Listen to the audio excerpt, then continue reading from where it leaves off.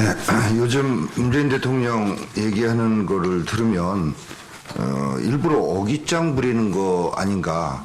그리고 어깃장이 아니라고 한다면 이 상황 인지 능력에 아주 심각한 이상이 생긴 분 아닌가 하는 생각을 갖지 않을 수가 없습니다. 자, 이 세수 호황이 이제 끝나가는 것 같습니다. 올 1분기 국세 수입이 작년 같은 기간보다 8천억이나 감소했습니다.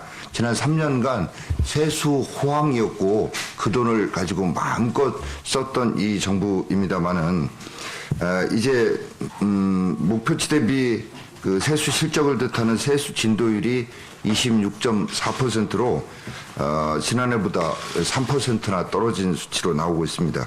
당연한 것이 일자리가 없어서 국민들이 돈벌이도 못하고 있고 수출도 잘 안 되고 지방의 내수 경제 무너져 내리고 있는데 세금이 제대로 거칠 리가 만무하지 않겠습니까? 상황이 이런데도 불구하고 이 정권은 국가가 다 안아드리겠다라고 하면서 복지 관련 지출 역대 최대로 늘렸고 정책 실패로 생겨난 구멍마다 세금으로 갖다 메우는 이런 정책을 하고 있습니다. 이런 상황 속에서 지난 10일 날 있었던 학현학파, 소위 소득주도 성장의 이론을 제시하고 이 정권 경제 라인을 이끌고 있다고는 학현학파가 토론회를 지난 10일 날 열었습니다. 그리고 반성문을 내놨습니다. 경제 성장보다 임금 상승이 더디다라는 통계가 태생적인 오류가 있다라고 인정했고 부실한 이론적인 토대 위에 설익은 정책을 펼쳐왔다라고 지적을 했습니다. 그러면서 뜨거운 가슴은 있었지만 냉철한 머리로 뒷받침했는지를 반성해보자라고 주최자가 얘기를 했는데, 자, 그렇다면 문재인 대통령 이 소득주도 성장이 세계적으로 족보가 있는 이야기니 하고 이렇게 했었는데 지금 취임 2년 맞아서 청국장 오찬하면서 쇼할 게 아니라 이 이론을 제시했던 학파에서도 이 이론이 잘못됐다고 인정하는 마당에 이 소득주도 성장 정책을 이제는 폐기하고 정책 전환을 해야 되지 않겠습니까 하는 말씀을 드립니다. 자, 버스 대란 내일로 다가왔습니다.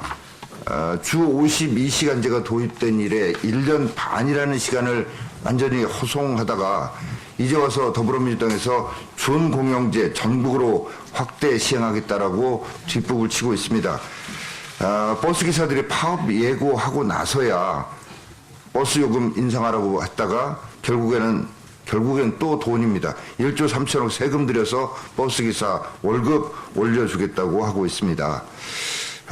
최저임금 역시 마찬가지죠. 2년 동안 무려 30% 이상 올리면서 서민 경제 초토화시켰고 그렇게 해서 문제가 생겨나면 일자리 안정자금이라는 세금 뿌려댔습니다.